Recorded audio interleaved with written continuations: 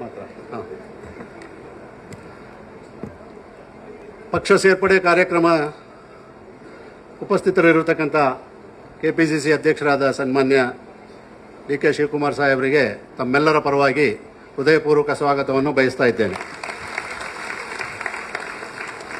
ಅದೇ ರೀತಿ ಕಾರ್ಯಕ್ರಮದಲ್ಲಿ ನಮ್ಮ ಕಾರ್ಯಾಧ್ಯಕ್ಷರು ರಾಜ್ಯಸಭಾ ಸದಸ್ಯರಾದ ಜಿಸಿ ಚಂದ್ರಶೇಖರ್ ಅವರಿಗೂ ಸಹ ತಮ್ಮೆಲ್ಲರ ಪರವಾಗಿ ಹೃದಯಪೂರ್ವಕ ಸ್ವಾಗತವನ್ನು ಬಯಸ್ತಾ ಇದ್ದೇನೆ.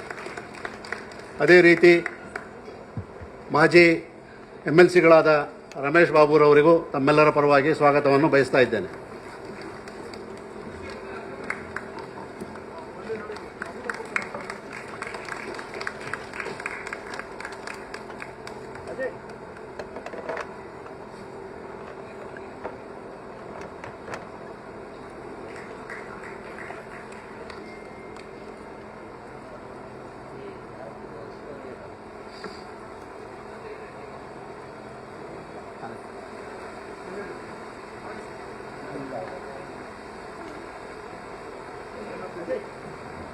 ಬಲು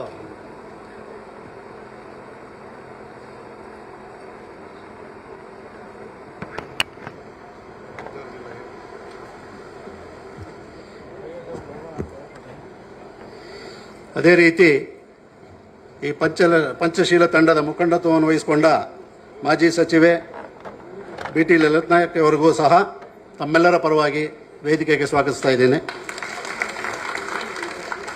ಈ ಕಾರ್ಯಕ್ರಮಕ್ಕೆ ಆಗಮಿಸಿರುವ ಜಿಲ್ಲಾ ಕಾಂಗ್ರೆಸ್ ಸಮಿತಿಯ ಅಧ್ಯಕ್ಷರುಗಳಾದ ಗೌತಮ್ರವರು, ನಂದಕುಮಾರ್ರವರು, ಮಂಜಪ್ಪನವರು, ಹನುಮಂತರಾಯಪ್ಪನವರಿಗೂ ಸಹ ವೇದಿಕೆಗೆ ಸ್ವಾಗತಿಸ್ತಾ ಇದ್ದೇನೆ. KPCC ಉಪಾಧ್ಯಕ್ಷರಾದ ಹಾಲಪ್ಪನವರಿಗೂ, ಪ್ರಧಾನ ಕಾರ್ಯದರ್ಶಿಗಳಾದ ಹುಚ್ಚಪ್ಪನವರಿಗೂ, BT ಶ್ರೀನಿವಾಸ ಮೂರ್ತಿ ಅವರಿಗೂ, ಎಲ್ಲ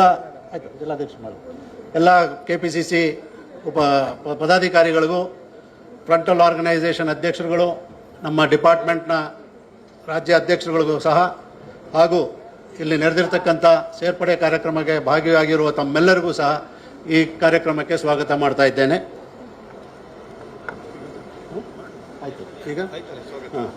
ಈಗ ತಮ್ಮೆಲ್ಲರನ್ನು ಉದ್ದೇಶಿಸಿ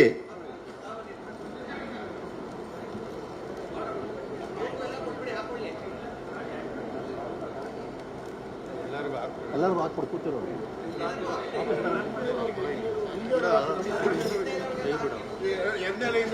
ಹಾಕಿ.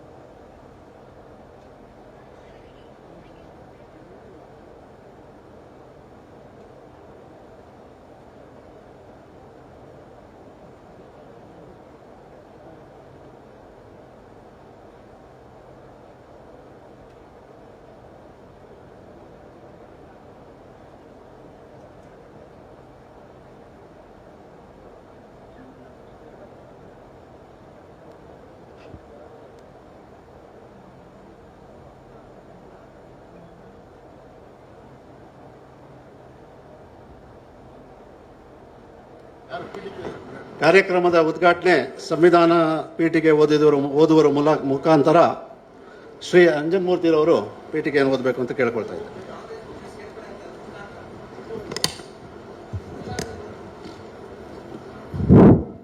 ದಯವಿಟ್ಟು ಎಲ್ಲರೂ ಎದ್ದು ನಿಂತ್ಕೋಬೇಕು. ಎಲ್ಲರೂ ಎದ್ದು ನಿಂತ್ಕೊಂಡು ತಮ್ಮ ಎದೆ ಮೇಲೆ ಬಲಗೈನ ಇಟ್ಕೊಂಡು ಈ ಭಾರತ ಸಂವಿಧಾನವನ್ನು ನಾನು ಓದ್ತಾ ಇದ್ದೀನಿ, ಪೀಠಿಕೆಯನ್ನು ಎಲ್ಲರೂ ಓದಬೇಕು ದಯವಿಟ್ಟು.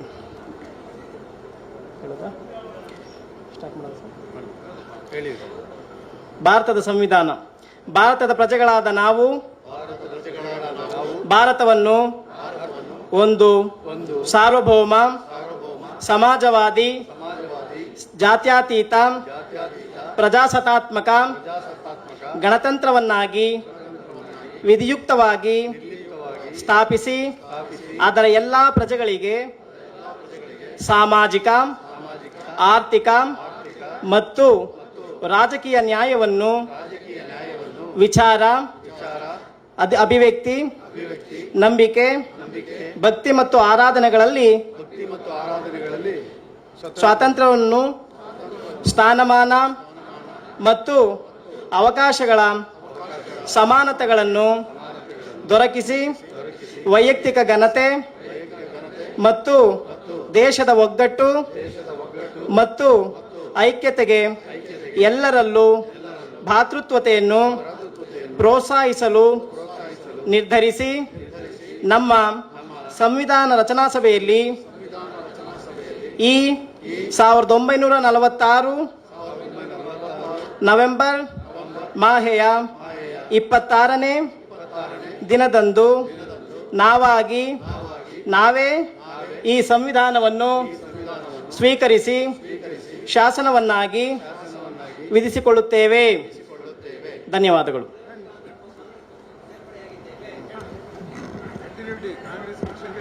ಸಂವಿಧಾನ ಪೀಠಿಕೆ ಓದುವ ಮುಖಾಂತರ ಕಾಂಗ್ರೆಸ್ ಪಕ್ಷಕ್ಕೆ ಸೇರ್ಪಡೆಯಾದ ತಮ್ಮೆಲ್ಲರಿಗೂ ಮತ್ತೊಮ್ಮೆ ಸ್ವಾಗತವನ್ನು ಕೋರ್ತಾ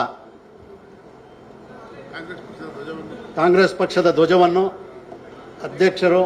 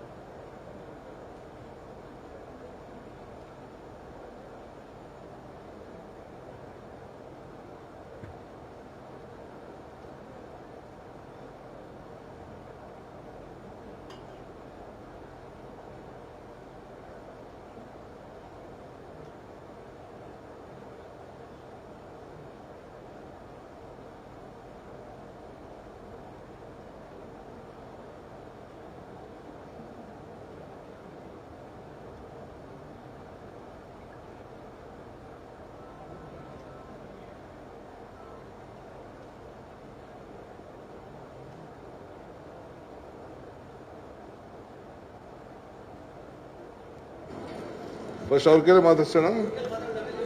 ಓಕೆ, ತಮ್ಮೆಲ್ಲರನ್ನು ಉದ್ದೇಶಿಸಿ ಮಾಜಿ ಸಚಿವೆಯಾದ BT ಲಲಿತಾ ನಾಯಕರು ತಮ್ಮನ್ನು ಉದ್ದೇಶಿಸಿ ಮಾತನಾಡಲು.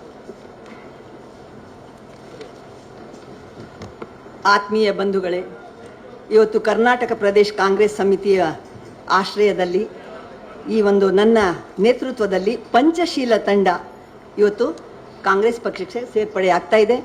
ಸನ್ಮಾನ್ಯ ಅಧ್ಯಕ್ಷರಾದಂಥ KPCC ಅಧ್ಯಕ್ಷರು, ಉಪಮುಖ್ಯಮಂತ್ರಿಗಳು ಮತ್ತು ಉತ್ತಮ ಸಂಘಟಕರು ಆಗಿ ಜನಪ್ರೀತಿ ಗಳಿಸಿದಂಥ DK ಶಿವಕುಮಾರ್ ರವರ ನೇತೃತ್ವದಲ್ಲಿ, ಅವರ ಅಧ್ಯಕ್ಷತೆಯಲ್ಲಿ ಇವತ್ತು ನಾವು ಈ ಪಂಚಶೀಲ ತಂಡ ಇಲ್ಲೇನು ಸೇರಿದ್ದೀರಾ ತಾವೆಲ್ಲ ಸೇರ್ಪಡೆಗೊಳ್ತಾ ಇರೋದಕ್ಕಾಗಿ ನಾನು ತಮಗೆ ಅವರು ಸ್ವಾಗತವನ್ನು ಕೋರಿದ್ದಕ್ಕಾಗಿ ನಾನು ಕಾಂಗ್ರೆಸ್ ಪಕ್ಷದ ಮುಖಂಡರಿಗೆ ತಲೆಬಾಗಿ ಕೃತಜ್ಞತೆಗಳನ್ನು ತಿಳಿಸ್ತಾ ಇದ್ದೇನೆ. ಬಂಧುಗಳೇ, ಯಾಕೆ ಅಂತಂದರೆ ವೇದಿಕೆಯಲ್ಲಿ ಸಾಕಷ್ಟು ಜನ ಇದ್ದಾರೆ, KPCC ಪದಾಧಿಕಾರಿಗಳಿದ್ದಾರೆ, ಜಿಲ್ಲಾ ಅಧ್ಯಕ್ಷರುಗಳು ಮತ್ತು ವಿಧಾನ ಪರಿಷತ್ ಸದಸ್ಯರಿದ್ದಾರೆ ಮತ್ತು ಸಿಂಡಿಕೇಟ್ ಸದಸ್ಯರಾದಂಥ ಮಹಾದೇವ, ಇವರೆಲ್ಲ ಬಹಳ ಸಹಾಯ ಮಾಡಿದ್ದಾರೆ.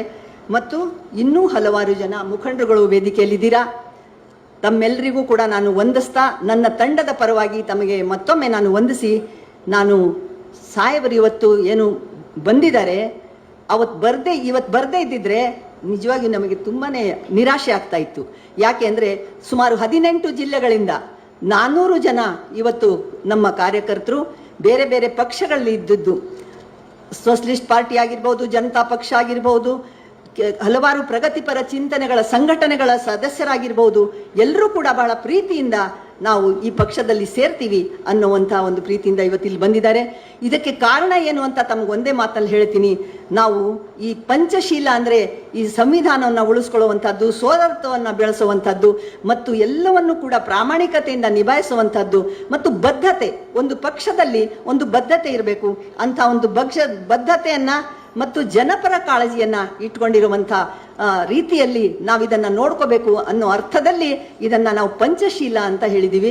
ಇದು ಯಾವುದೇ ಒಂದು ಸಂಘಟನೆ ಅಲ್ಲ, ಎಲ್ಲಾ ಸದಸ್ಯರು ಸೇರಿ ಇದಕ್ಕೊಂದು ಹೆಸರಿಟ್ಕೊಂಡಿದ್ದೀವಿ ಅಷ್ಟೇನೆ. ಇದಕ್ಕೆ ತಾವು ಸ್ವಾಗತ ಮಾಡಿದ್ದೀರಾ. ನಮಗೆ ತಾವು ಏನೂ ಕೊಡಬೇಕಾಗಿಲ್ಲ, ಇದನ್ನು ನಾನು ಒತ್ತಿ ಹೇಳ್ತಾ ಇದ್ದೀನಿ.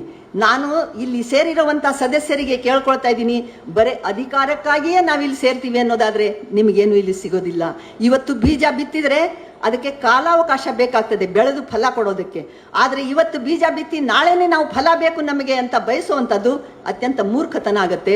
ಆದ್ರಿಂದ ಒಂದು ಪಕ್ಷದಲ್ಲಿ ಇದು ಶತಮಾನಗಳ ಕಾಲದ ಒಂದು ಹೆಸರುವಾಸಿಯಾಗಿರುವಂಥ ಸ್ವಾತಂತ್ರ್ಯ ಹೋರಾಟದಲ್ಲಿ ಅತ್ಯಂತ ಮುಂಚೂಣಿಯಲ್ಲಿದ್ದು ಸ್ವಾತಂತ್ರ್ಯಕ್ಕಾಗಿ ಬಡದಾಡದಂಥ ಹೋರಾಟ ಮಾಡಿದಂಥ ಬಹಳ ಮಹನೀಯರನ್ನು ಹೊಂದಂಥ ಪಕ್ಷ, ಅಂಥ ಒಂದು ಉತ್ತಮವಾದಂಥ ರಾಷ್ಟ್ರೀಯ ಪಕ್ಷದಲ್ಲಿ ಸೇರ್ಪಡೆಯಾಗೋದೇ ಒಂದು ಘನತೆಯ ವಿಚಾರ ಮತ್ತು ಸಂತೋಷದ ವಿಚಾರ ಅಂತ ನಾನಾದರೂ ಭಾವಿಸಿದ್ದೀನಿ.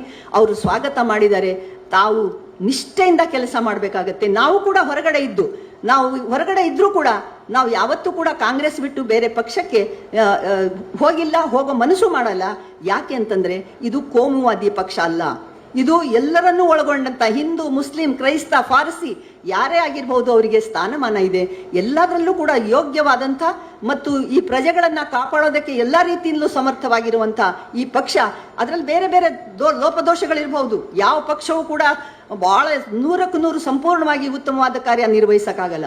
ಆದ್ರೆ ನಮ್ಮ ಈ ಏನು ಸೇರ್ಪಡೆ ಆಗ್ತಾ ಇದ್ದಾರೆ ಈ ಜನಗಳು, ಇನ್ನೂ 500 ಜನ ಹೊರಗಡೆ ಇದ್ದಾರೆ, ಅವ್ರು ಏನ್ ಮಾಡ್ಬೇಕು ಅಂತ ನಾವು ಭಾವಿಸಿದೀವಿ ಅಂದ್ರೆ, ಕಾಂಗ್ರೆಸ್ ಪಕ್ಷದ ಏನೆಲ್ಲ ಗ್ಯಾರಂಟಿಗಳಿದ್ದಾವೆ, ಏನೆಲ್ಲ ವಿಚಾರಗಳಿದ್ದಾವೆ, ಅದನ್ನ ಜನಗಳನ್ನ ಮುಟ್ಸೋ ಕೆಲಸ ನಾವು ಮಾಡ್ತಾ ಇದ್ದೇವೆ.